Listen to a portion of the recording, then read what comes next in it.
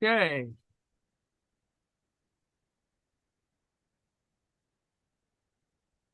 Thank you. Apologies for lateness. Welcome all to Dis and Dat, 9th of July, and 5-ish, as it were. So today I'm going to talk a little bit about, I came across a couple of articles uh, on Lenin's work, Materialism and Empirio-Criticism. I know that this is just going to be sound as tedious as hell, but it was actually kind of interesting because it's a text published in 1909, it's sort of the seminal work of dialectical materialism, and I suppose you could call it a foundational work of uh, Marxist-Leninist philosophy. Well, anyway, the idea is that it's a not that it should be an essential work, and the authors describe uh, the later works, or that the idea of the philosophy, philosophical notes, are actually probably a better representation of Lenin's thought. But in terms of trying to do Marxist-Leninist philosophy, it's kind of actually useful, and for me it was important because I thought it was more essential to read, but probably not, just simply because it has a more political kind of purpose. In some ways, it was meant to, it was written in a period to sort of be a critique of other Bolsheviks, and as well as this is written in a kind of period to contrast with other competing political groups. So it has a certain political purpose as well, to critique Mensheviks, et cetera, to critique others who were part of the revolution. Bogdanov, who subsequently died giving himself a blood transfusion because he had a real theory about blood transfusion, but it's probably not a good idea to experiment on yourself. Anyway, so the basic idea here is to contrast. It's a critique of a certain type of empiricism or positivism at the time, in support of a kind of materialism. And this is sort of a, as the article describes, a kind of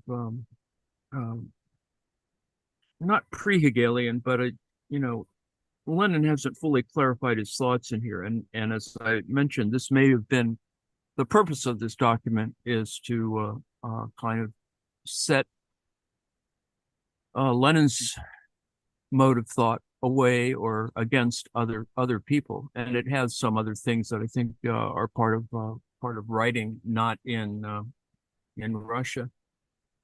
And so, at the end of the 19th, the beginning of the 20th centuries, Empirio-Criticism, the philosophy of a kind of critical experience, or Machism, Ernst Mach, after spread across Europe, emerging as a variety of positivism. It claimed to be scientific philosophy which had allegedly overcome the one-sidedness of both materialism and idealism, although Lenin saw it correctly, in this author's view, as a reactionary, subjective idealist trend. Several social democrats who saw themselves as Marxist disciples came to regard Empirio-Criticism as the latest word in science, and the influence of Machism in the Second International should be situated against a more general growth of idealist ideas around neo-Kantianism. Dialectical materialism was therefore said to be old-fashioned and in need of updating. So a lot of things that go on that are being fought about occur within the context of the Russian Social Democratic Labor Party, and it is kind of a mess, as it were. There were religious ideas at work, Russia being a theocracy, as it were. So you had those kinds of things that are running in the background. That Ernst Mach's ideas influenced both Bolsheviks, that is, Alexander Bogdanov, Bazarov, Lunacharsky, others, and Mensheviks, etc. Opponents of Marxism were also spread across the two factions, notably Lenin and Plekhanov, and thus the argument around materialism and Empirio-Criticism, hitherto abbreviated as MEC, was not about Bolsheviks versus Mensheviks. Lenin confronted the idealism of Marxism in the context of a struggle against organizational liquidationism. There's a variety of jargon, I suppose, as it were. Liquidationism describes an idea about relating to or eradicating the relation to the working class, or the proletariat. After the collapse of the 1905-07 revolution, it points fighting alongside Plekhanov's pro-party Menshevik faction. So, from the outset, we should note that much of the criticism of MEC relies upon external formulations in a nest of bad debts owed to other theories surrounding Lenin's intellectual development and the history of Bolshevism. The amalgamated story goes something like this. MEC, represents a crude form of materialism that Lenin later rejected at the beginning of the First World War in favor of the dialectical materialism portrayed in a turn to Hegel, represented by the philosophical notebooks. The philosophical notebooks are, for those who care, it's, I think, volume 38 of the collected works. Anyway, this volume, away from the philosophical crudities of MEC, which is also seen to be inherent in the supposed undialectical materialism of the late Engels and Second International figures such as Kautsky, apparently allowed Lenin to reformulate his ideas about imperialism, and by 1917 rearm Bolshevism by overthrowing old Bolshevism and its stages theory of the Russian Revolution in favor of the April Theses. Okay, stages theory is has to do with a belief that there's a necessity. In other words, for the old, it's a rationalization about the Tsarist regime. That is, that you had to go through sort of the stages of the modes of production. That is, get through capitalism in order to get to socialism and communism. Needless to say, a kind of revisionist belief. And the April Theses, I can't remember what the hell they are.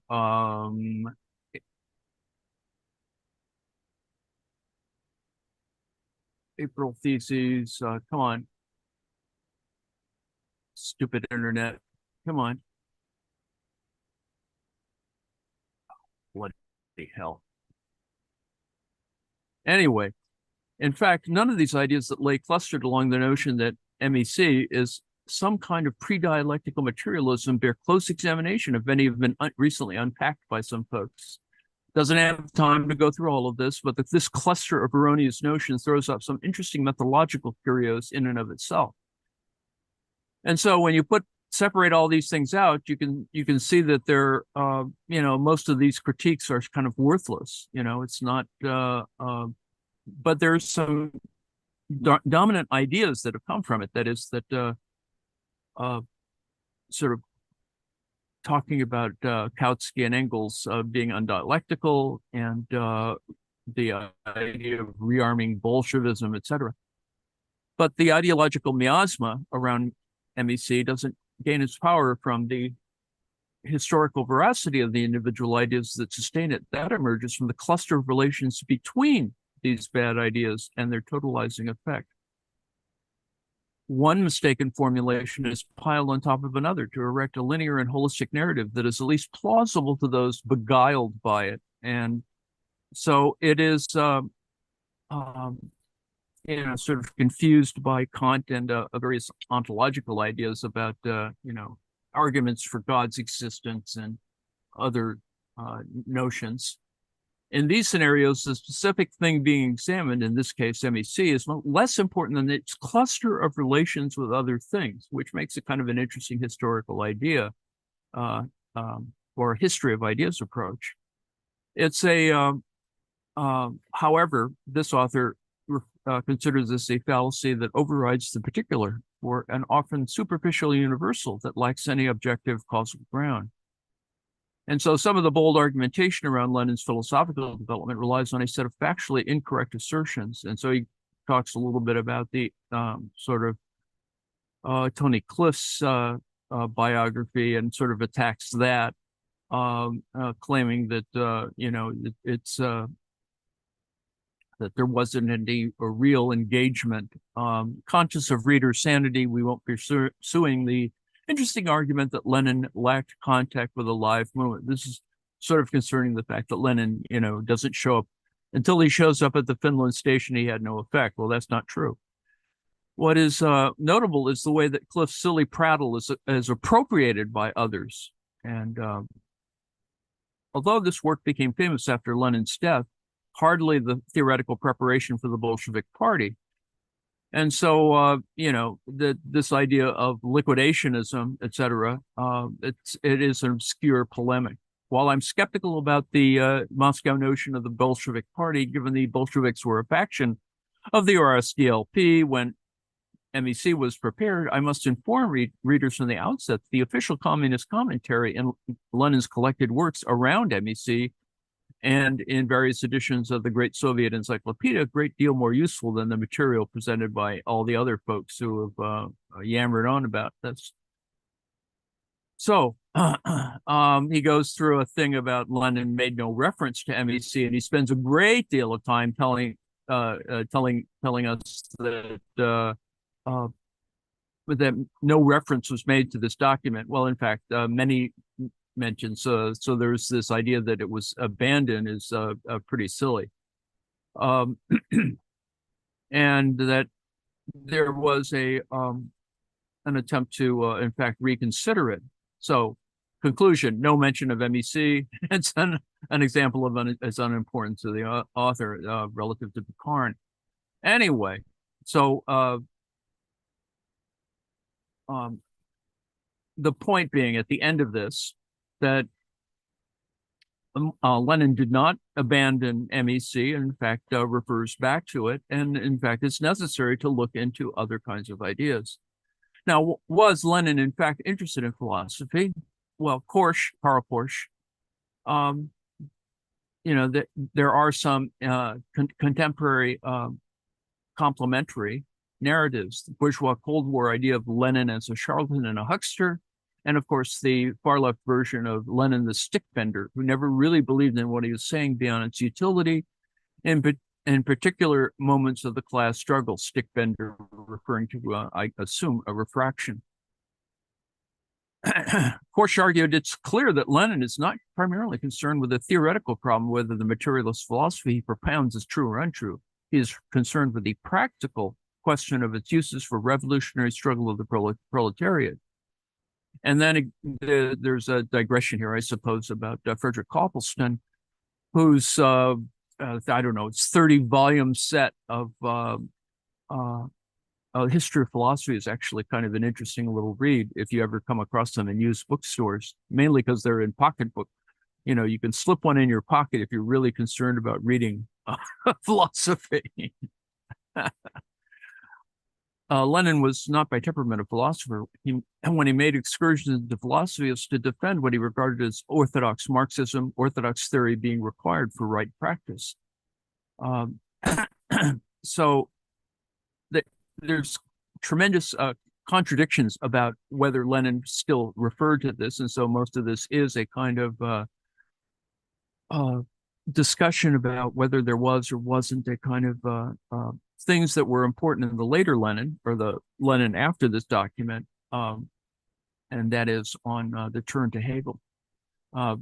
So partisanship in what Copleston saw as a determination to root out Marxist philosophical revisionism did not rule out a lively interest in the terrain of engagement, or an appreciation that non-Marxist philosophy could have positive as well as negative byproducts. So it's not as quite as dogmatic. We can even contrast Engels and Lenin's treatment of what was dubbed Anglo-Hegelianism with that reported to it by figures such as Jeffrey Warnock, and German idealism had a kind of bad position for many people in the evolution of logical positivism. Sort of the dominant Anglo and Anglo-American philosophy. Sort of the representing kind of Bertrand Russell and the early Wittgenstein. In other words, this is a puzzling and brief alien infusion, German and against the traditions of the mainstream of English philosophy. So you need to sort of ask, Lenin was not simply whether he was just screwing around here, but rather he tried to figure stuff out, and he was more widely read in that particular context. So, in contrast to the rituals of inserting MEC into a narrative, a grand philosophical break from 1914 to 16, Soviet writers were generally much better at understanding the objective circumstances of the work. Sort of placing it in the context of the defeat of the first bourgeois democratic revolution of 1905, 1907. This is trying to place the history of that first kind of thing with the naval mutiny and et cetera in relation to the more successful October Revolution. In the context of the czarist repression of the working class, A.O. Sternin, added bourgeois intellectuals, many of whom sympathized with the revolutionary movement and was on the rise, now lapsed into despondency, pessimism, and loss of faith in the forces of the revolution. They saw the defeat of the 1905 revolution as the defeat and collapse of the whole revolutionary ideology of Marxism and materialism in general. Dialectical materialism was said to be old-fashioned and outdated, while religion was proclaimed to be the supreme achievement of the human spirit. There was a mushrooming of various religious idealist societies, circles, and trends. Hence the turn in RSDLP circles to the idealism of Marxist philosophy and God building. The idea of a revolutionary spirit, is more attractive in some ways, relatable in an ideological sense to the masses. So by abandoning dialectical materialism, Russian Marxists would be deprived of the ability to theorize and analyze the revolution itself. Hence, Lenin's rearguard action against Bogdanov's idealism. So the whole point here is within the article, is to say, well, it's actually kind of useful and does show us from a history of ideas point of view that Lenin was interested in sort of addressing, at least, or, coming to grips with the kind of moves towards a variety of other things that would support revolutionary movements and not the kind of, as it were, ideological purity of a kind of materialism, dialectical materialism. In following this line of argument, Soviet writers were channeling Lenin, who wrote in 1920, the years of reaction, 1907 to 10, Tsarism was victorious. All the revolutionary opposition parties were smashed. Depression, demoralization, splits, discords, defection, and pornography took the place of politics. There was an ever greater drift towards philosophical idealism. Mysticism became the garb of counter-revolutionary sentiments.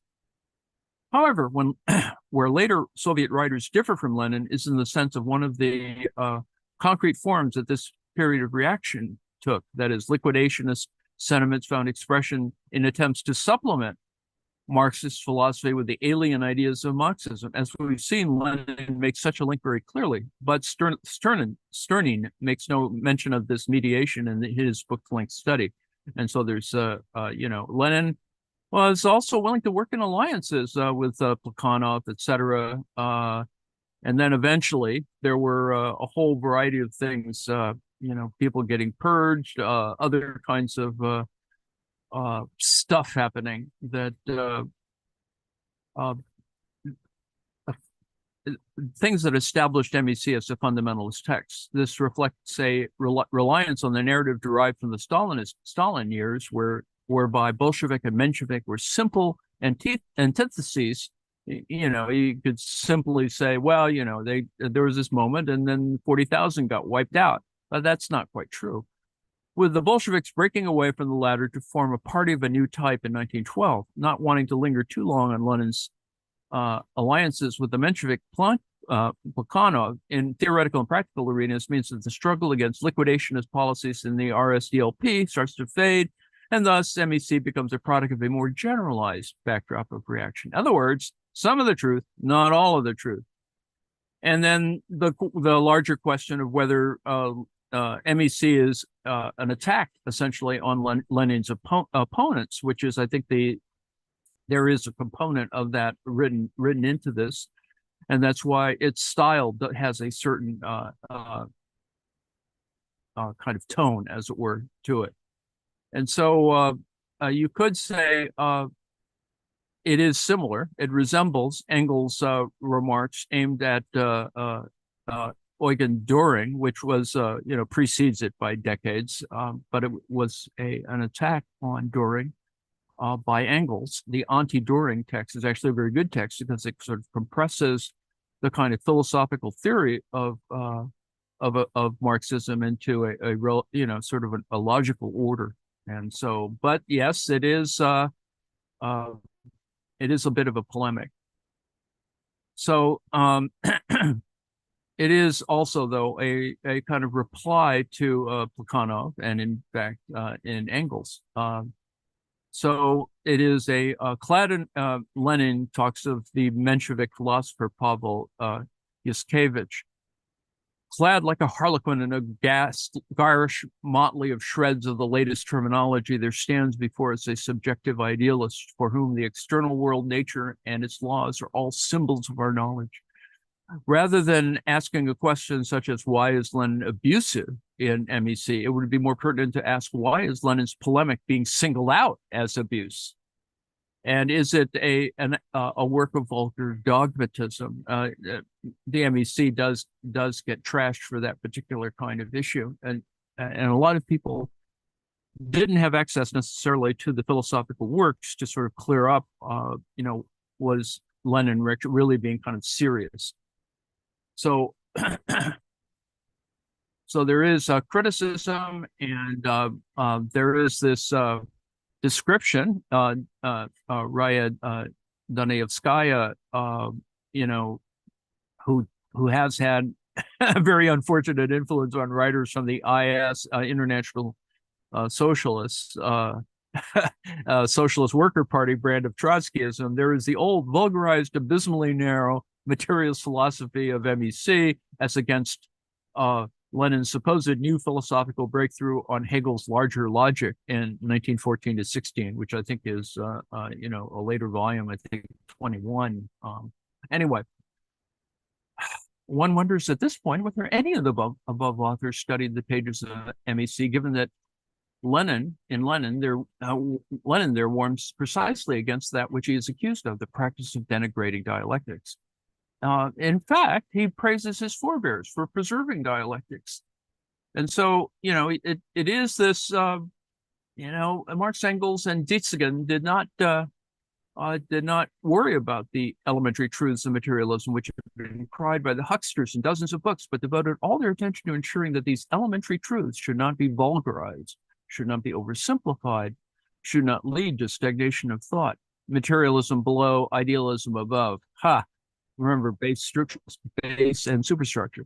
To forgetfulness of the valuable fruit of idealist systems, Hegelian dialectics, that pearl which these farmyard cocks, the Buchners, the Dührings and co., could not pick out from the dung heap of absolute idealism. To what extent did Lenin confine himself to a basic kindergarten materialism in the pages of MEC? The answer is not at all. What is particularly noticeable in passages dealing with epistemological questions around the theory of knowledge is that Lenin, while defending materialism, was particularly concerned not to counterpose theory and practice to some absolutist grid where matter simply trumps mind in every example of human practice. This is strikingly apparent in the following passages where Lenin draws out a dialectic between absolute and relative. And so it's not some kind of materialist a priori law that can simply be pasted on top of examples of human activity. That would lead back to scholasticism, i.e. the traditional doctrine of theology that Lenin refutes. Of course, even the antitheses of matter and mind has absolute significance only within the bounds of a very limited field, in this case, exclusively within the bounds of the fundamentally epistemological problem of what is to be regarded as primary and what is secondary. Beyond these bounds, the relative character of this antithesis is indubitable.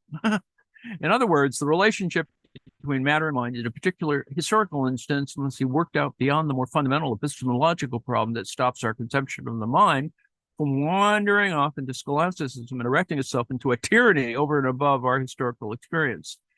Lenin's, and this is the more conclusion of this, Lenin's dialectic in MEC is open-ended and fluid enough to steer a path between agnosticism and absolutism. They may be selling it a little bit too much. We often get the impression from official communist and Maoist Trotskyist literature of Lenin laying down the law as a final word, which in the last instance reflects the consummation of works consummation of works such as MEC into a Leninist state ideology.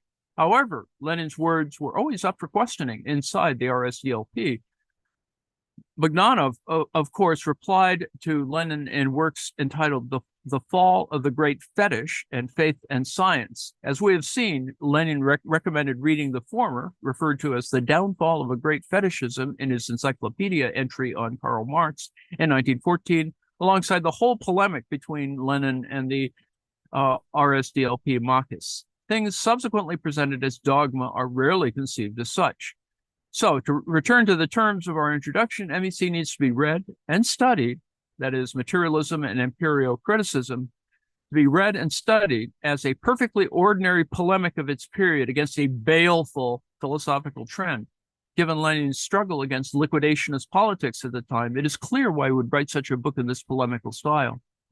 You know, the problem is, of course, the tendency towards vanguard ideas, kind of, somebody's got to be at the front in a revolution. And given his lifelong interest in philosophy, it's also clear as to why he should write a work positively bulging with notes and asides on various philosophers. Indeed, it's this relatively unpolished appearance that is part of MEC's hidden charm. Well, that's a rationalization. However, there is still an evident political need for certain comrades to go on repeating fairy stories that the MEC is vulgar, undialectical, that Lenin didn't rate it, et cetera, all the false ideas that this article has confronted. Given that MEC merely defended orthodox Marxism, a positive point in its favor, one can only surmise that those comrades who wish to traduce the work, that trash the work, think like the neo-Kantians, positivists, and Marxists of the early 20th century, that Marxism is still in need of supplementing by alien ideas. Well, that's, you could say that's what the problem of post-war Marxism is. So beware, soothsayers who start lecturing you, dear reader, about MEC's supposed vulgarities. You may find yourself ingesting a lethal dose of poison, a clear reference to Bogdanov. Anyway, so an interesting article and useful in that particular, useful in the context of the philosophical notebooks, volume 29 and 38. I got the numbers wrong. Let me go back and what the hell?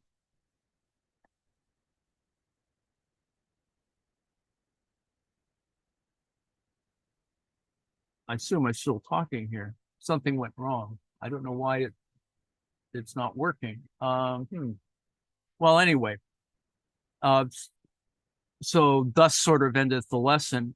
The point being is that the book Materialism and Empirio-Criticism often is referred to in a context of trying to work through a Leninist before he started working on problems of imperialism and what is to be done and all the other much more serious kind of or directed sort of Leninist works. So it is a important thing, however polemic, and does identify that some basic ideas about a kind of philosophical position that if you were thinking about whether there, it was too overly deterministic, that Marx wasn't, Lenin wasn't sort of over deterministic in that sense, but he was concerned about certain ideas. And in some literature, for example, works on Lenin's theory of perception, it tends to be a little mechanical. That is, that not unlike describing materialism as the recognition of objects in themselves or objects outside the mind, the ideas and sensations are copies or images of these objects, so that It's sort of a basic camera obscura idea of what you see outside is sort of replicated imperfectly in the mind. And then, you know, that being a kind of idea, the basis for having a theory of ideology that always is distortions of what things are. The opposite doctrine, idealism, says the objects do not exist outside the mind. They're simply connections of sensation. So there's this kind of uh, uh, an attempt to determine things more as material objects, which is not necessarily so, or to diminish the idea of thought. Rather, like most critical practice, it's important to see that there's a relation among these things. And in fact, materialism and Empirio-Criticism, in fact, is an example of trying to grasp that kind of question by using what Lenin refers to later on as ruthless criticism to other theories, to competing theories. So in that sense, it has a certain usefulness, but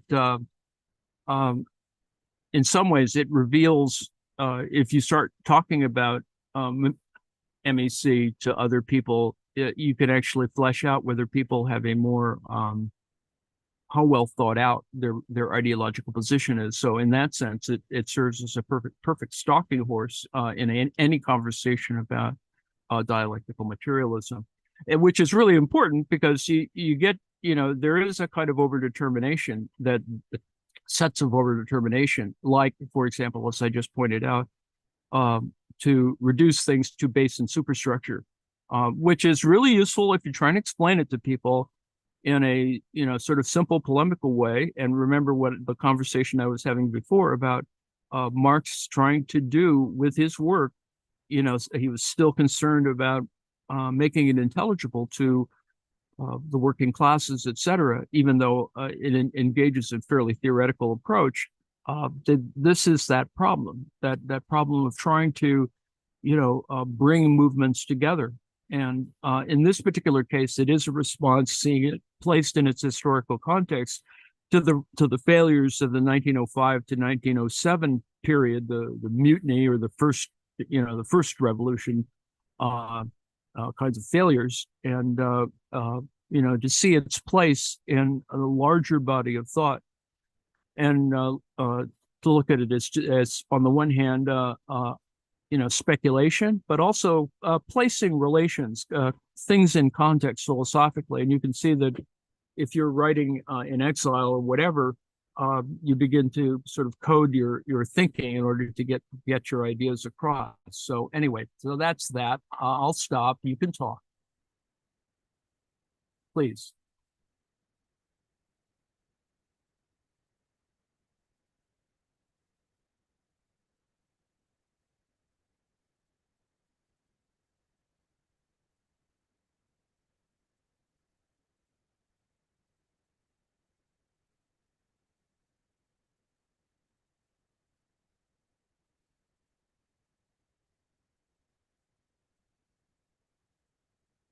I don't know if Joe intended on showing or linking to the People's Forum, How We Study, How We Struggle. That may actually be kind of useful in this particular context. Joe, do you want to do that? Joe is asleep. Let me say that I think it's important, and I wasn't necessarily distracted by this particular work, but I did want to sort of work through whether we, at some moment, going to look at materialism and Empirio-Criticism more closely. It's not as polemical or simple as is described here. The idea is that Lenin was sort of trying to come to grips with other competing philosophies at the time, and he was trying to maintain a kind of position relative to Bolshevism. And all of these things were kind of useful. Joe, are you interested at all in projecting at 6:30 some of that People's Forum thing? I don't know if Red Hour is on tonight.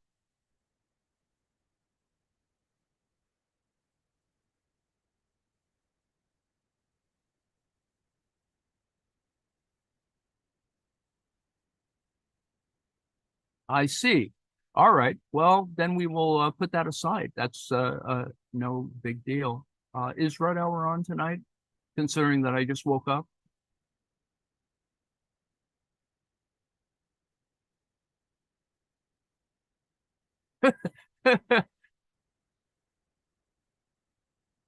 Okay, so maybe we won't do the People's Forum thereby. We can always see it in rerun. No, no, And don't cancel it, Susanna. It Red Hour is an important thing here. Um, yes, please kill YouTube. I've said enough.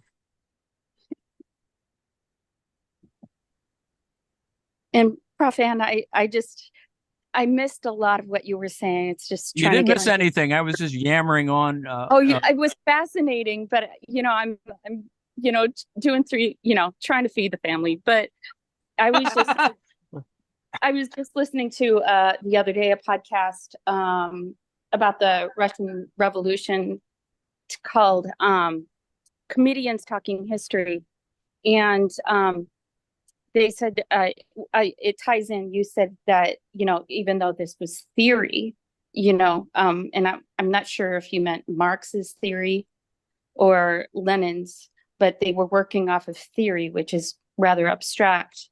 And it was interesting to me on this other podcast. They said that the Tsar, they amazingly they censored and prevented books that were that would cause problems politically and stuff. So they prevented a lot of problematic texts from getting into the country.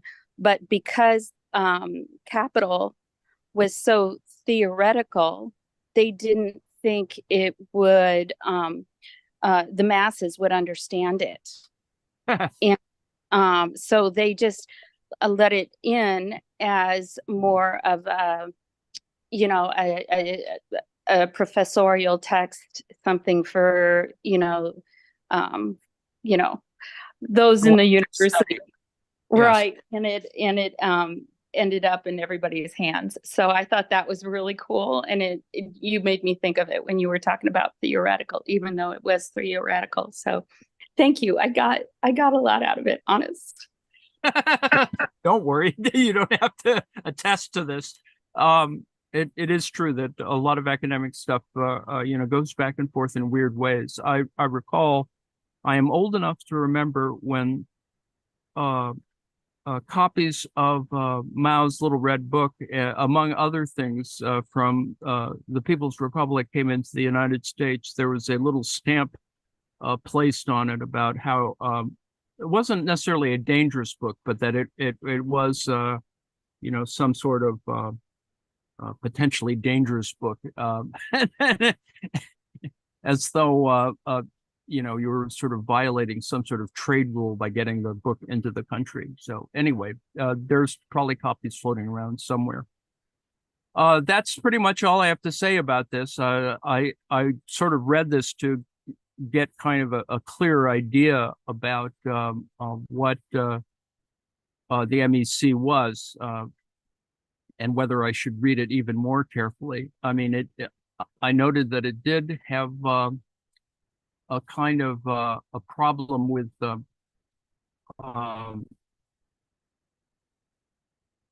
kind of being a polemic against other folks, and that various notions that have sort of problematic terms were at work here. But we can see that some of these same things are at work. That is, ones that liquidationism, which, as I recall, or it's this idea of trying to sort of believe in vanguard philosophies as opposed to connecting to the working class. Those same notions and critiques are still at work today, and so we have all of these kinds of things. Anyway, so I'm going to sign off because whatever, I will have another kind of crazy thing to talk about. Not completely, because we're still trying to do Capital Volume 2. And so usually I'm going to get something that relates to that. this little thing here was just simply to kind of straighten out some ideas that had come up.